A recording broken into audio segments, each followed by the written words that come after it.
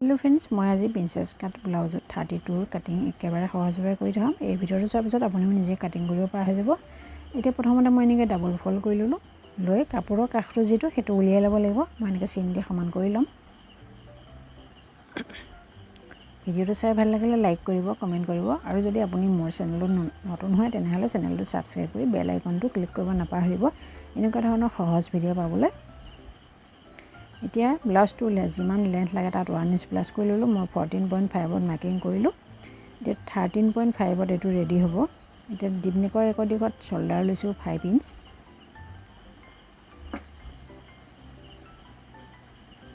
ইফালৰ পৰা arm whole লম 5.5 ইঞ্চ। এটো বেক পাৰ্ট কাটিং কৰি আছো। এতিয়া বেক পাৰ্টটো মাৰ্কিং কৰি আছো।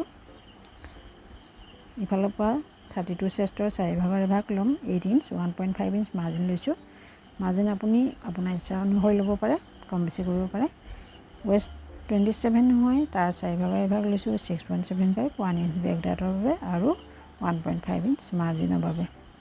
ইফালে এনেকৈ সহজ ধৰণে আৰ্ম হোলৰ শেপটো দি দিলে হৈ যাব। ইফালে অকমান ডাউন কৰি দিম। এতিয়া নেক উইথ ৰাখিছো 2 ইঞ্চ, বেক নেক লেন্থ ৰাখিছো 9.5 ইঞ্চ। আপুনি কম বেছি কৰিব পাৰে। এফালৰ পৰা লৈছো 2.5 ইঞ্চ। এনেকৈ বক্স বনাই ললো। এতিয়া মই ইয়াত ৰাউন্ড শেপ দিছো, আপুনি যিকোনো শেপ দিব পাৰে। ইফালে অকমান ডাউন কৰি দিম কাৰণ এটো ডিপ নেক ব্লাউজ হয়। এতিয়া বেক পাৰ্টটো কাটিং কৰি লম। বেক পাৰ্টটো কাটিং কৰি ললো। এটো ফিটিং লাইনত সৰুকৈ এটা কাট লগাম। এই ফ্ৰন্ট পাৰ্টটো কাটিং কৰি প্ৰথমতে ডাবল ফল্ড কৰি লম এনেকৈ। এটো কাপোৰৰ কাষটো উলিয়াই লম প্ৰথমতে।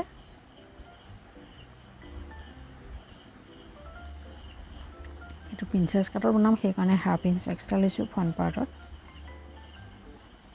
ইফালে হুক আৰু কাচপটিৰ বাবে হাফ ইঞ্চ লৈছো। এনেকৈ চিটা কৰি লম। ইফালেও এনেকৈ মিলাই লম চিধা কৰি। এতিয়া এই দুটা চিনৰ ওপৰত বেক পাৰ্টটো বহাই দিম। বহাই দিলো সেম টু সেম ড্ৰ কৰি লম বাকি চাইখিনি।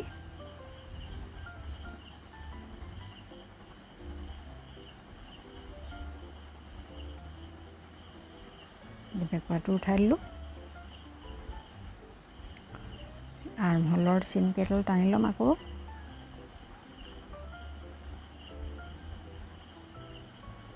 এতিয়া পৰা প্ৰথমতে নেকটো কাটিং কৰি লম। নেকটো মাৰ্কিং কৰিম। নেক ফ্ৰন্ট নেকটো লেন্থ ৰাখিছো 6.5 ইঞ্চ। আপুনি কম বেছি কৰিব পাৰে। আৰু তলফালে 2.5 ইঞ্চ ৰাখিছো। ইয়াত মই ৰাউন্ড শেপ দিম। আপুনি ভি নেক শেপো দিব পাৰে, সুইট হাৰ্ট শেপো দিব পাৰে।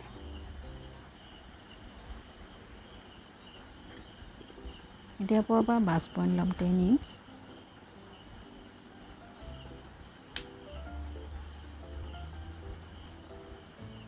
ইফালৰ পৰা লৈছো 3 ইঞ্চ। ইফালৰ পৰা লম 3.25 ইঞ্চ। এনেকৈ চিধা কৰি দিলো। এতিয়া ইয়াৰ পৰা আৰ্ম হোলৰ লাইনলৈকে প্ৰিন্সেছ লাইন ড্ৰ কৰি দিম। ইফালে লম 1.5 ইঞ্চ। 2 ইঞ্চ লৈছো তলৰ পৰা। এনেকৈ শেপটো ইয়ালৈকে মিলাই দিলো।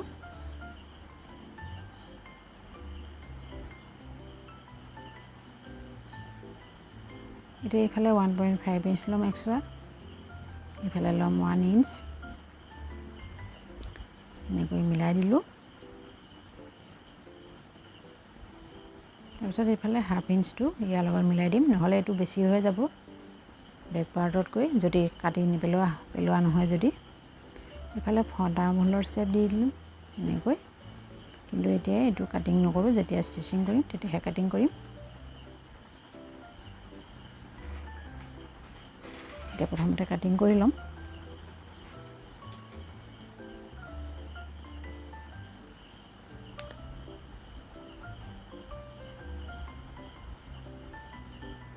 প্ৰথমতে প্ৰিন্সেছ লাইনত কাটিং কৰিম।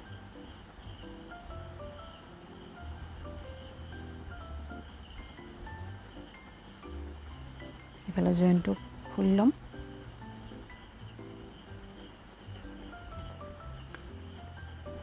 এইফালে শ্বেপটোতো কাটিং কৰিম প্ৰিন্সেছ শ্বেপটোত।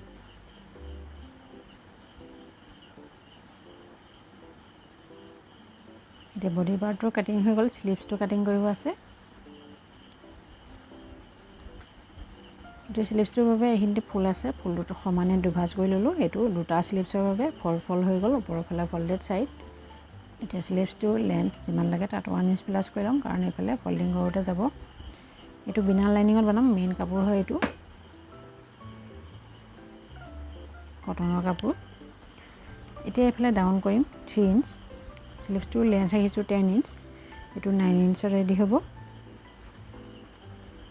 এতিয়া বেক পাৰ্টটোৰ এইটো আৰ্মহোলটো মেজাৰমেণ্ট কৰি ল'ম।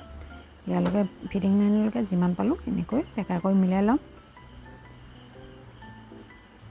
তাৰপিছত এইফালৰ পৰা 2.5 ইঞ্চ ৰাখিম চিধা কৰি, তাৰপিছত এনেকৈ শ্বেপটো ইয়ালৈকে মিলাই দিম। একেবাৰে সহজ হয়। এইফালে 2 ইঞ্চ মাৰ্জিন ৰাখিছোঁ, আৰু এইফালে স্লিভছ ৰাউণ্ড 10 হয়, তাৰ হাফ লৈ লৈছোঁ 5 ইঞ্চ, 1.5 ইঞ্চ মাৰ্জিন লৈছোঁ। এতিয়া প্ৰথমতে কাটিং কৰি ল'ম স্লিভছটো।